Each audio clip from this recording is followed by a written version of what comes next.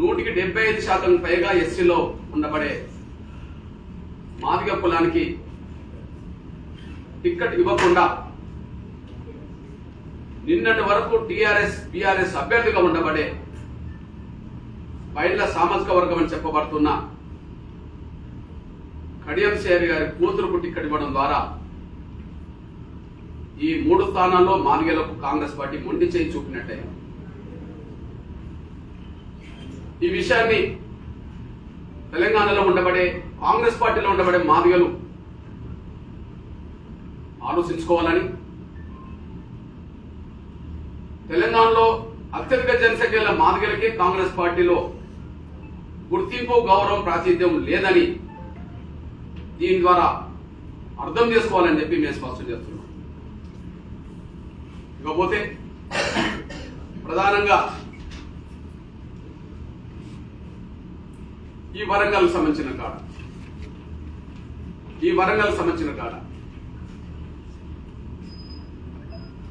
40 ఏళ్ల రాజకీయ జీవితం అని గొప్పలు చెప్పుకునే 40 ఏళ్ల రాజకీయ జీవితం అని గొప్పలు చెప్పుకునే కడియం శ్రేయర్ ఎంత స్వార్థపరుడో ఈ ఎన్నిక ద్వారా కూడా రుజువైంది. 40 ఏళ్ల తన రాజకీయ జీవితంలో ఎమ్మెల్యే మొదలుకొని ఎంపీ వరకు, రాష్ట్ర మంత్రి నుంచి మొదలుకుంటే ఉప ముఖ్యమంత్రి వరకు ఎదగడం మాదిగల పేరుతోటి. కానీ ఆయన సహకారం లేకుండా, ఆయన మద్దతు లేకుండా, అండదండలు లేకుండా ఎదిగిన 3 ప్రముఖ మాదిగ నేతలకు తీరని ద్రోహం చేసింది కడియం శ్రేయర్ గారు. తీరని ద్రోహం చేసింది, రాజకీయంగా వాళ్లకు దెబ్బతీసింది కూడా కడియం శ్రేయర్ గారు. అందులో రాజన్న మొదటి స్థానంలో ఉంటే, సిట్టింగ్ ఎంపీగా ఉండబడే దయాకర్ 2వ స్థానంలో ఉంటే, ఆరూరు రమేష్ ని ఓడించడం ద్వారా ఆరూరు రమేష్ కు అన్యాయం చేశాడు. ఇక్కడ స్పష్టంగా బీఆర్ఎస్ లోనే ఉండి బీఆర్ఎస్ లో ఎదిగిన 3 నాయకుల రాజకీయ జీవితాన్ని కథం పట్టించే ప్రయత్నం చేశాడు. బీఆర్ఎస్ లోనే ఎదిగిన 3 మాదిగ రాజకీయ నాయకుల్ని వరంగల్ లో కథం చేశాడు. ఒక సిట్టింగ్ ఎంపీ కూడా టికెట్ రాకుండా చేసి, ఒక సిట్టింగ్ ఎంపీకి కూడా దయాకర్ టికెట్ రాకుండా చేసి తన కూతురుకు బీఆర్ఎస్ లో టికెట్ తెచ్చుకున్నారు. రాజన్న ఎమ్మెల్యే సీటును తను లాక్కున్నాడు. బీఆర్ఎస్ లో సిట్టింగ్ ఎంపీ సీటును కూడా కూతురుకు లాగిచ్చాడు.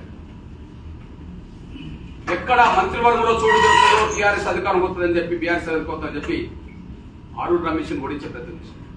అంటే 3 రాజకీయ జీవితాన్ని కథం పట్టించే పని ఒక ద్రోహిగా చేశాడు. ఇప్పుడు బీఆర్ఎస్ లోనే టికెట్ తెచ్చుకున్న మాదిగలకు ద్రోహం చేసి, సిట్టింగ్ ఎంపీ దయాకర్కు ద్రోహం చేసి, వరంగల్లోనే టికెట్ తెచ్చుకొని మాదిగలకు ద్రోహం చేసిన కడియం శ్రేయర్ మళ్ళీ ఇప్పుడు అకస్మాత్తుగా ప్లేట్ పరాయించి ఇవాళ కాంగ్రెస్ పార్టీలో ఖచ్చితంగా ఇది మాదిగలకు వస్తుందని చెప్పి అందరూ ఆశించారు. అందులో దుంబాడు సంబయ్య కావచ్చు, లేకపోతే ఇందిర కావచ్చు, లేకపోతే పరంజ్యోతి కావచ్చు, లేదా ఇంకోరు కావచ్చు. ఎందుకంటే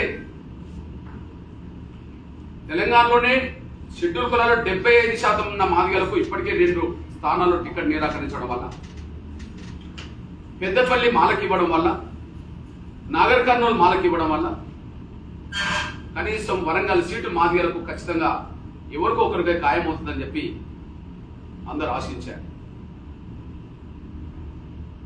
ఒక ఇంటర్వ్యూలో మా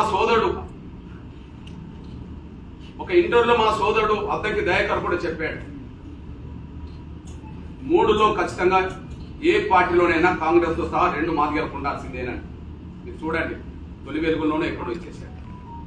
3 పార్లమెంట్ సీట్లలో జనాభా పరంగా మాదిగలకు 2 రావాలని చెప్పి ఒక మాల సోదరుడు అంగీకరించాడు. 3లో 2 రావాల్సింది పోయి 3కు 3 కూడా, ఆ 3లో 1 కూడా మాదిగలకు ఇవ్వకుండా పోవడం అంటే కాంగ్రెస్ పార్టీ ఎంత నమ్మకంతో మాదిగలకు చేసిందో రుజువు అవుతుంది. ఇవాళ బీఆర్ఎస్లోనే ఎంపీ టికెట్ తెచ్చుకొని ప్రచారం ఉన్న సమయంలోనే మళ్ళీ ప్లేట్ ప్రహరించి కాంగ్రెస్లో చేరి వాళ్ళ కాంగ్రెస్లో మేము ఎంపీలు అవుతున్నామని చెప్పి ఆశతో ఉన్న మాదిగ సామాజిక వర్గ నేతల నోటికాడు కూడు కూడా తీసేసినట్టు. ఇందులో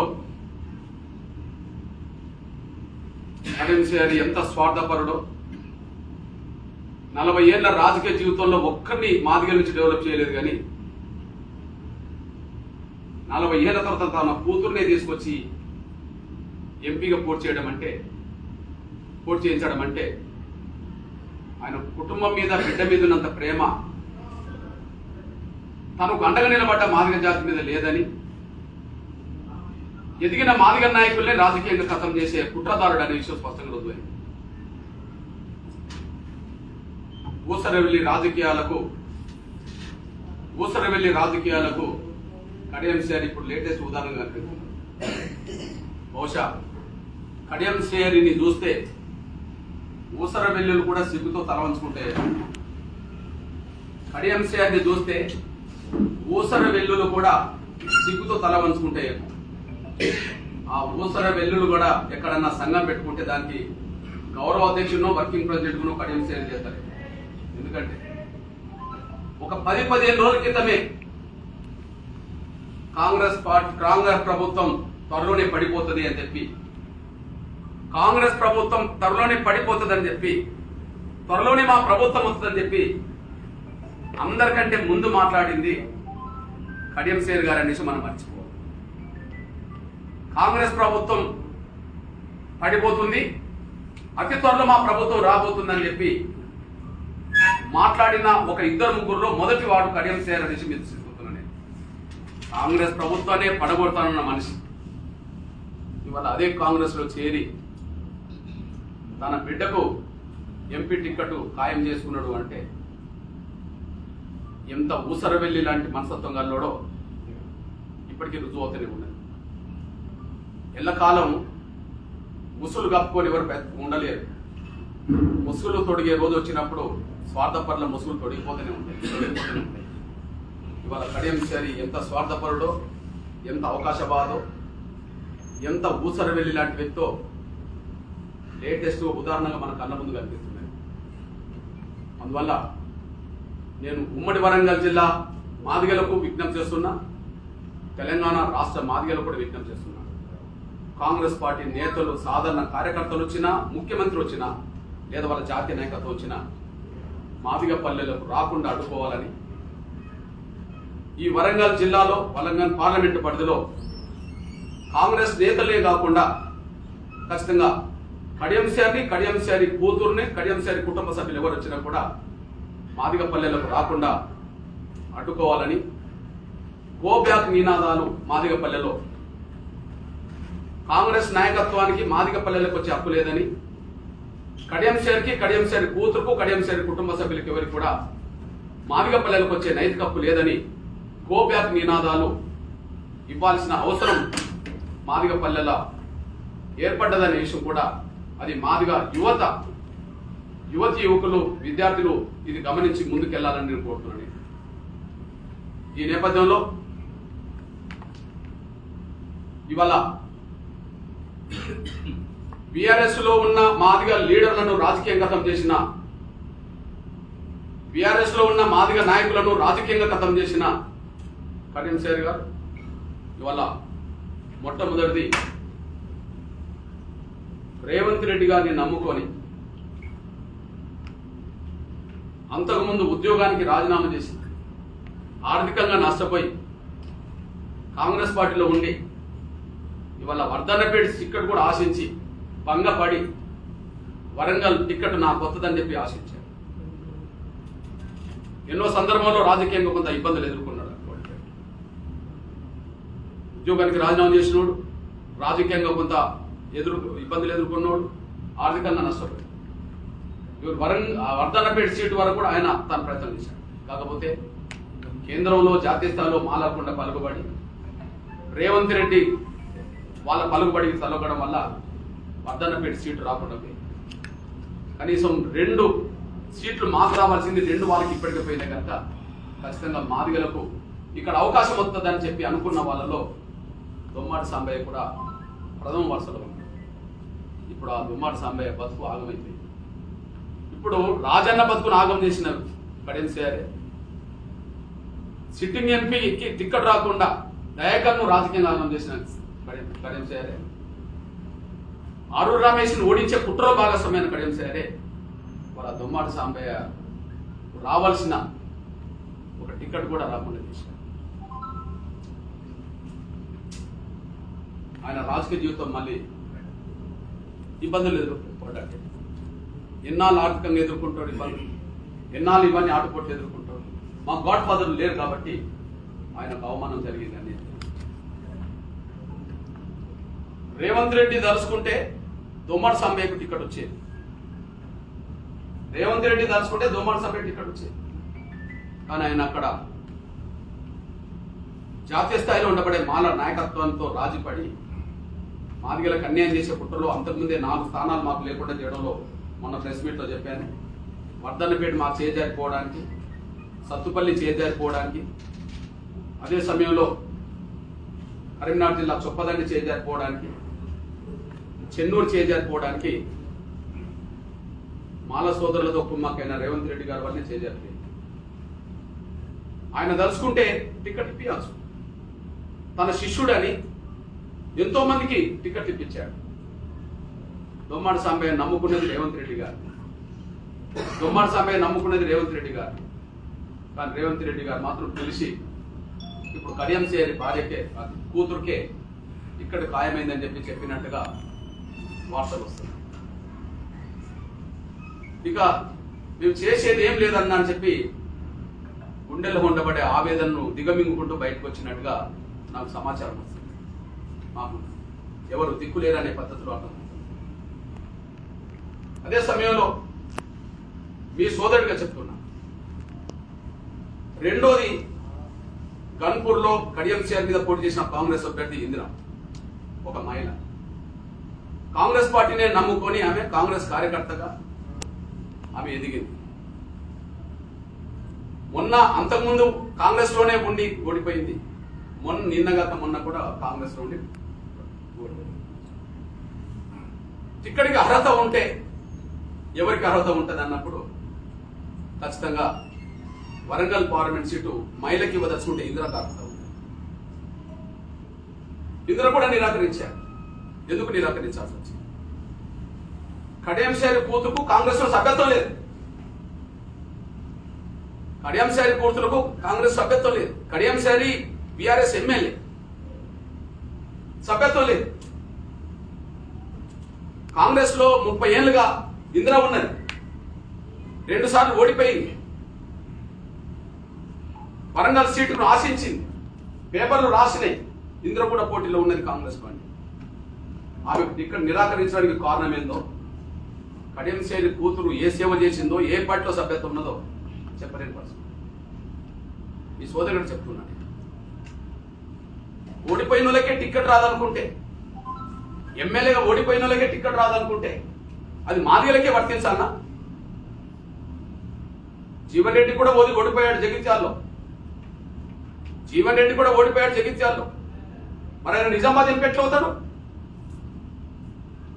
జీవన్ రెడ్డి కూడా ఓడిపోయాడు కదా కాంగ్రెస్ లో. ఆయనకు ఎమ్మెల్సీ ఉన్నది కదా. ఆయన ఎమ్మెల్యే ఓడిపోయినా ఎమ్మెల్సీ ఉన్నది, రేపు ఎంపీ గెలవైనా ఎమ్మెల్సీ ఉన్నది. కానీ మా ఇందిరకి ఏమున్నది? మా ఇందిరకి ఏం లేదు కదా. ఏం లేని వర్గం వచ్చినా ఒక మాదిగ వర్గానికి సంబంధించిన అవకాశం ఒక మహిళకి ఇవ్వాలా? కాంగ్రెస్ పార్టీకి సంబంధం లేని, కాంగ్రెస్ పార్టీలో సభ్యత్వం లేని కడియం శ్రీహరి కూతురికి ఇవ్వాలి? ఇది ఎక్కడ న్యాయం? ఓడిపోయిన వాళ్ళకి టికెట్ రాదనుకుంటే ఓడిపోయిన టికెట్ రాదనుకుంటే జీవన్ రెడ్డికి ఎట్లా టికెట్ వచ్చింది? ఇంద్రకి ఎందుకు టికెట్ రాదు? జీవన్ రెడ్డి వెనుక రేవంత్ రెడ్డి ఉన్నాడు, ఇంద్ర వెనుక మాకు ఎవరు లేరు. ఇంద్ర వెనుక మాకెవరు లేరు. అదే సమయంలో ఆశావాహుల్లో మాకు ఇందులో దొమ్మాడి సాంబయ్య, సింగపురం ఇందిర, జన్ను పరంజ్యోతి, పెరమన్న రామకృష్ణ, పులి అనిల్, రామగల్ల పరమేశ్వర్, నమ్మిల్ల శ్రీనివాస్, వీళ్ళందరూ అర్హులే కదా. టికెట్ కోరుకోవడానికి అయితే అర్హులే ఉన్నారు కదా. ఇప్పుడు వీళ్ళందరి నోటికాడ మట్టి కొట్టింది ఎవరు? కడియం సేరు కదా. కడియం సేరి మా నోట్లో ఉండబడే అన్నాన్ని తీసేసినట్టు అయింది కదా. మరి కడియం సేరికి మీరు అండగా నిలబడ్డట్టే కదా. ఇంతమంది మాదిగలకు అన్యాయం జరిగినట్టే కదా. అదే సమయంలో డైరెక్ట్ కాంగ్రెస్ ఉన్న వాళ్ళకి అన్యాయం జరిగింది అనుకుంటే, మరి నిన్నగాక మొన్న సిట్టింగ్ ఎంపీ ఇల్లు ఉన్నాడు కదా కాంగ్రెస్ లో. ఎప్పుడైతే కడియం సేరి కూతురుకు బీఆర్ఎస్ లో ఖాయమైందో టికెట్, అప్పటి వరకు నాకే సిట్టింగ్ ఎంపీకే వస్తుంది అనుకున్న దయా గారు ఇక రాదని తెలిసినప్పుడు ఎటుపోయిండు? కాంగ్రెస్ లో చేరేంటి కదా. మరి కాంగ్రెస్ లో సిట్టింగ్ ఎంపీ చేరితే ఎందుకు టికెట్ ఇవ్వలే? ఎందుకు ఆలస్యం చేశారు?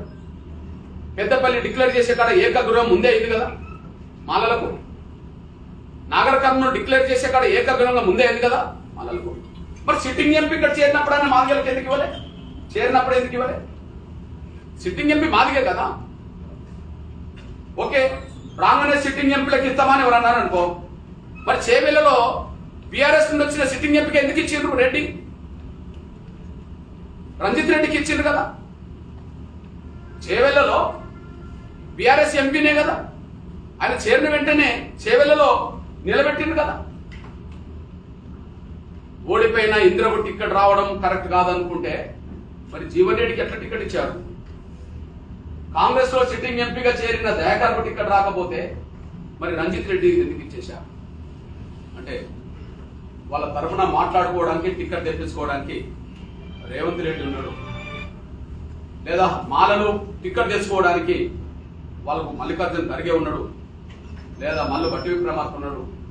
మా గురించి పైన మాట్లాడడానికి, మాకు అవకాశాలు ఇప్పించడానికి మాకు ఎవరు లేకపోవడం వల్లనే ఇదంతా జరిగిందనే విషయం మనకు స్పష్టంగా అర్థమవుతుంది.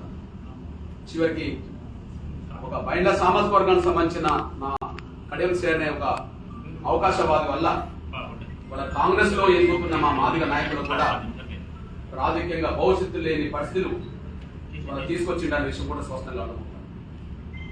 ఈ నేపథ్యంలో ఖచ్చితంగా ముందుగా కాంగ్రెస్ పార్టీని మొదటి దోషిగానే మేము చెప్తున్నాం. మాదిగల విషయంలో కాంగ్రెస్ పార్టీ మొదటి దోషి. ఏ రకంగా చూసినా పోయినసారి 4 అసెంబ్లీ స్థానాలు, 14లో 4 అసెంబ్లీ స్థానాలు తగ్గడానికి సత్తుపల్లి, వర్ధన్నపేట్, అదే సమయంలో చొప్పదండి, చెన్నూరు మాదిగల మెజార్టీ ఉన్న కాడ రేవంత్ రెడ్డి మాలలతో కుమ్మక్కై వాళ్ళకి టికెట్లు ఇవ్వడంలో మాకు 4 స్థానాలు తగ్గినాయి. అప్పుడే 75% మాదిగల ఓటు అడిగే నైతిక హక్కును కోల్పోయారు. ఇప్పుడు 3 స్థానాలు ఒక్క సీట్ కూడా మాదిగలకి ఇవ్వకపోవడం అంటే 100కు 100% మాదిగల ఓట్లు అడిగే నైతిక హక్కును కాంగ్రెస్ పార్టీ కోల్పోయిందనే విషయం కూడా మేము స్పష్టం చేస్తూ, అందువల్ల మొదటి దోషి, మొదటి శత్రువు కాంగ్రెస్ పార్టీని మేము తెలంగాణలో పరిగణలో తీసుకుంటాం. ఖచ్చితంగా రెండో దోషిగా ఖచ్చితంగా బీఆర్ఎస్ మేము చూస్తాం. ఎందుకంటే ఉన్న 3లో ఇప్పటి వరకు మొన్న సిట్టింగ్ ఎంపీకి ఇవ్వకుండా కావ్యకి ఇవ్వడం వల్ల మాదిగలకు ఇవ్వనట్టు అయింది ముందు. ఇప్పుడు ఎవరన్నా మళ్ళా మాదిగలు వెతకడానికి ప్రయత్నం చేసినా కూడా మమ్మల్ని అవమానించినట్టే. ఎందుకు అవమానించినట్టంటే కడియం సేరి కూతురు రాసిన లేఖల్లో లేదా కడియం సేరి మాట్లాడుతున్న దాంట్లో గెలవలేదు, బీఆర్ఎస్ గెలవలేదని చెప్పి అర్థమైనాకనే కాంగ్రెస్ లో చేరిందని మాట్లాడుతున్నారు. అంటే టికెట్ తీసుకున్నాక గెలవలేమని తెలిసి కాంగ్రెస్ చేస్తున్నప్పుడు ఇప్పుడు గెలవలేని కాదు, అంటే గెలుతుంది అనుకున్నప్పుడు టికెట్ తెచ్చుకున్నారు, గెలవలేమనే అభిప్రాయానికి వచ్చినాక టికెట్ మార్చుకున్నారనే కాంగ్రెస్ పార్టీలో చేరిందని చెబుతున్నప్పుడు ఇప్పుడు మాకు ఎవరిని తీసుకొచ్చి నువ్వు పెట్టినా కూడా ఓడిపోయే కేసును తీసుకొచ్చి పెట్టడానికి సంఖ్య చూపించుకోవడానికి ప్రయత్నం చేసినట్టు అవుతుంది తప్ప గెలుపుకు అవకాశాలు ఉన్నప్పుడు ఈ చర్చ బీఆర్ఎస్ లో పోటీలు లేదనే చర్చ రానప్పుడు మమ్మల్ని గుర్తించలేదనేసి కూడా స్పష్టంగా రుజువు అవుతుంది. బట్ మొదటి దోషి కాంగ్రెస్, రెండో దోషి ఖచ్చితంగా బీఆర్ఎస్ అనేసి కూడా నేను స్పష్టం చేస్తూ మాదిగ ప్రజలు ఖచ్చితంగా మొదటి దోషి అనబడుతున్న కాంగ్రెస్ పార్టీ నాయకత్వాన్ని మాదిగపల్లెలకు రానివద్దని, నా స్టేట్మెంట్ను, నా విజ్ఞప్తిని కాంగ్రెస్ లో ఉన్న మాదిగలే ఆలోచించుకోవాలని, అట్లనే బీఆర్ఎస్ రెండో దోషిగా ఖచ్చితంగా మన కళ్ళ ముందు కనిపిస్తుందని, ఖచ్చితంగా వాళ్ళను మాదిగపల్లెలకు స్వాగతించొద్దని, ఖచ్చితంగా ఉన్న పరిస్థితులు, ఇప్పుడున్న పరిస్థితులు, రేపు భవిష్యత్తులో ఏమవుతుందనే విషయం నేను భవిష్యత్తులో ఏమవుతుందని చెప్పి నేను జోస్యం చెప్పలేను. కానీ ఎప్పుడు ఏ సమయంలో ఏది జరుగుతున్నప్పుడు దానికి అనుగుణంగా మీరు నిర్ణయం తీసుకోవాలి. మేము భవిష్యత్తు జోస్యం చెప్పలేదు. కానీ ఇప్పుడున్న పరిస్థితిలో 3లో 2 అవకాశాలు ఇచ్చింది బీజేపీ. 3లో 2 అవకాశాలు పార్లమెంట్ ఇచ్చింది బీజేపీ. కాంగ్రెస్ 1 ఇవ్వలేదు. నిన్నటి లెక్కల ప్రకారం చూస్తే బీఆర్ఎస్ 1 ఇచ్చింది. ఇప్పుడు ఇంకా ఇక్కడ ఏమన్నా వెతికిచ్చినప్పుడు అది ఓడిపోతున్నామని తెలిసి ఇచ్చినట్టు అవుతుంది అనే విషయం తేలిపోయింది. కానీ బీజేపీ ముందే 2 డిక్లేర్ చేసింది. ఈ సమయంలో ఖచ్చితంగా బీజేపీకి అండగా నిలబడడం అనేది మాదిగలందరూ బాధ్యతగా గుర్తించాలని చెప్పి నేను సవినంగా విజ్ఞప్తి చేస్తూ మళ్ళీ చెప్తున్నాను. కడియం శ్రేణి వల్ల బీఆర్ఎస్ లో 3 ప్రముఖ రాజకీయ నాయకులు నష్టపోయారు రాజకీయంగా. ఇప్పుడు ప్రత్యక్షంగా కాంగ్రెస్ పార్టీలో 6-7 వరంగల్ పార్లమెంట్ సీటు కోసం ఆశిస్తున్న 6-7 నష్టపోయినట్టుగా భావిస్తున్నాం. ఖచ్చితంగా ఏనాటికైనా తగిన బుద్ధి కాంగ్రెస్ పార్టీకి, అదే సమయంలో కడియం శ్రేణికి, కడియం శ్రేణి కుటుంబానికి మాదిగలు చెప్పగలుగుతారనే విషయం కూడా నేను స్పష్టం చేస్తూ, బానిసత్వం మనస్తత్వం నుంచి బయటపడండి, చైతన్యవంతంగా మాదిగల అస్తిత్వాన్ని నిలబెట్టడానికి ప్రయత్నం చేయండి. బానిసత్వం మనస్తత్వం నుంచి మాదిగలు బయటపడాలి, చైతన్యవంతంగా ఆలోచించి మన అస్తిత్వాన్ని బలంగా చాటుకోవడానికి ముందుకు రావాలి. అది ముఖ్యంగా రేపు ఓటు అనే ఆయుధం ద్వారా కాంగ్రెస్ పార్టీ అనే మొదటి దోషికి, ప్రథమ శత్రువుకు బుద్ధి చెప్పాలని, బీఆర్ఎస్ అనే రెండో దోషికి బుద్ధి చెప్పాలని, మనకు అండగా నిలబడడానికి నిజాయితీగా ముందుకు వస్తున్న బీజేపీకి ప్రతి ఒక్కరూ అండగా నిలబడాలని చెప్పి నేను కోరుతూ విజ్ఞప్తి చేస్తున్నాను. గుర్తు చేస్తున్నాను.